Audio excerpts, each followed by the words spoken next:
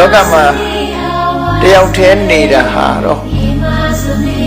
အေးချမ်းမှုအရှိဆုံးလို့ပြောအောင်သို့သောလူတွေဘာလို့တယောက်တည်းမနေနိုင်ကြသလဲဆိုရင်တော့ကရှိလို့တယောက်တည်းမနေနိုင်ဘူးမျိုးတွေးတယ်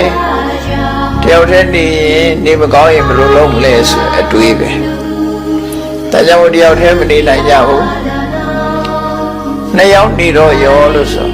နှစ်ယောက်နေတော့လည်းမတည့်ပြန်ခက်တာတယောက်တည်းနေကြတော့လေကြောက်တယ်နှစ်ယောက်နေတော့မတည့်ဘူး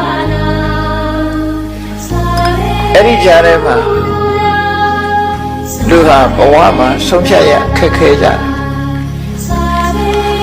နှစ်ယောက်အတူနေပေမဲ့လို့ကြောချင်းပေးပြီးတော့တယောက်နဲ့တယောက်စကားမပြောတဲ့ပုဂ္ဂိုလ်တွေများကြီးပဲနော်မိသားစုတဲမှာကိုရှိတယ်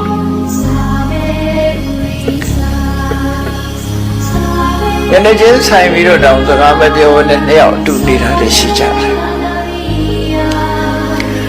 ဘယ်လိုအတွေးနဲ့ဘယ်လိုနေကြသလဲတော့မသိဘူးနော်တယောက်တည်းနေပြန်တော့လေမနေရဘူးမနေချင်ဘူး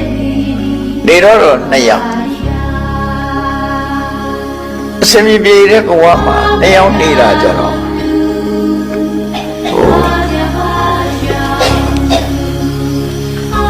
ငြိမ်းချမ်းမှုကတခါဆုံးရှုံးပြန်တယောက်တည်းဆိုတော့စကားများစရာတော့မရှိဘူးနှစ်ယောက်ဆိုရင်တခါမဟုတ်တခါစကားများကြတယ်ရှမ်းဖြစ်ကြတယ်နိုင်ငံခြားလူတွေလည်းဒီတိုင်းပဲမထူးပမာရီဗုဒ္ဓဘာသာတွေမှာမဟုတ်နိုင်ငံခြားလူတွေလည်းတယောက်တည်းနေခြင်းလိမီအလုံးလို့ခေါ်တာသူတယောက်တည်းနေမဲ့လိမီအလုံးဆိုပြီးတော့ခေါ်တယောက်တည်းနေပြန်တော့လည်းလုံးလေးဖြစ်တယ်ကြောက်ပြန်တယ်နော်လုံးလေးဖြစ်လာတော့ဘာဖြစ်လို့ဆိုဟိုတယ်လီဖုန်းဆက်ဒီတယ်လီဖုန်းဆက်ဖြစ်လာပြန်တယ်လီဖုန်းဆက်ခေါ်တော့လာတော့တဲ့လာလို့ဆိုမတဲ့ပြန်နှစ်ရက်သုံးရက်လောက်ပဲဆင်ပြေတယ်နောက်ရက်ကျဆင်ပြေလူတဘာဝကတွေးစားရအခက်ကြီးပဲအဲ့တော့လူတွေဟာတယောက်တည်းမနေဝတ်တာလဲဒီစိတ်ပဲနှစ်ယောက်မတည့်တာလဲဒီစိတ်ပဲ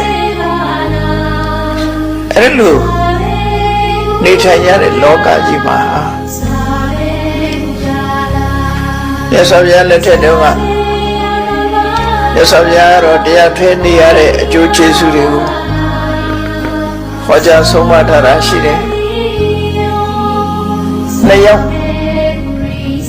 နေ